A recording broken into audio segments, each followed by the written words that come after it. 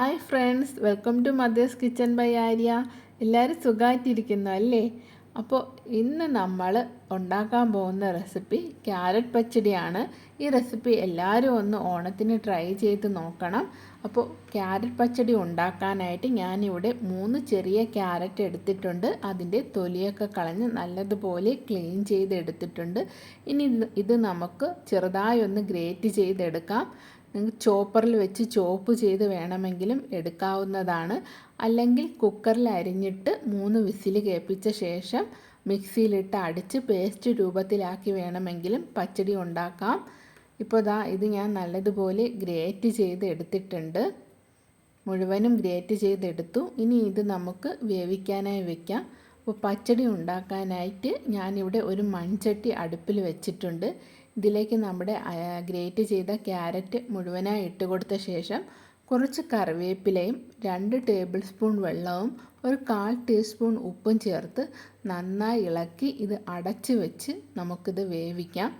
ഇനി നമുക്ക് ഇതിലേക്ക് വേണ്ട അരപ്പ് തയ്യാറാക്കാം.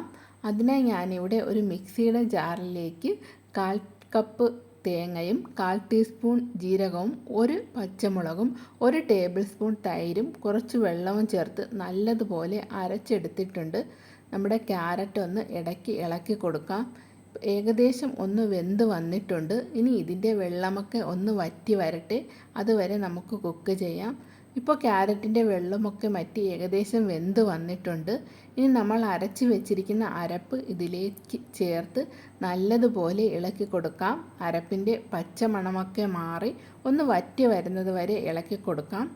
ഞാൻ ഇതിലേക്ക് ഒരു പിഞ്ച് ശർക്കര കൂടി ചേർക്കുന്നുണ്ട്. ശർക്കര ചേർക്കുന്നത് പച്ചടിക്ക് ഒരു പ്രത്യേക ടേസ്റ്റ് കിട്ടുന്നതിന് വേണ്ടിയാണ്. അപ്പോൾ ഈ ടിപ്പ് എല്ലാവരും ഒന്ന് ട്രൈ ചെയ്ത് നോക്കണം. ഇനി നമ്മുടെ ആവശ്യാനുസരണം ഉപ്പ് കൂടി ചേർക്കാം. നമ്മളിതിൽ തൈര് ചേർക്കുന്നതാണ്, അപ്പോൾ അതനുസരിച്ചുള്ള ഉപ്പ് ചേർക്കാം. ഇനി ഇത് നമുക്ക് ഗ്യാസ് ഓഫ് ചെയ്ത് മാറ്റി വയ്ക്കാം. ഇതൊന്ന് തണുത്ത ശേഷം ഞാൻ ഇതിലേക്ക് ഒരു 1/2 കപ്പ് തൈര് ചേർക്കുന്നുണ്ട്. തൈര് ചേർത്ത് നന്നായി ഇളക്കിയെടുക്കാം. ഇനി നമുക്കിതിലേക്ക് കടു താളിച്ചൊഴിക്കാം. അതിനായി ഞാനൊരു പാനിലേക്ക് എണ്ണ ഒഴിച്ച് ചൂടാകുമ്പോഴത്തേക്കും കടു പൊട്ടിച്ച് ഒരു 2-3 വറ്റൽമുളകും കുറച്ച് കറിവേപ്പിലയും ചേർത്തെടുക്കുന്നുണ്ട്.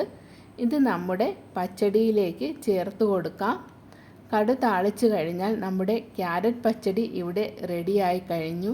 എല്ലാവരും ഈ റെസിപ്പി ഒന്ന് ട്രൈ ചെയ്ത് നോക്കണം. വീഡിയോ ഇഷ്ടപ്പെട്ടാൽ ലൈക്ക് ചെയ്ത് നമ്മുടെ ചാനൽ ഒന്ന് സബ്സ്ക്രൈബ് കൂടി ചെയ്തേക്കണേ. അപ്പോൾ thank you for watching. Happy Onam.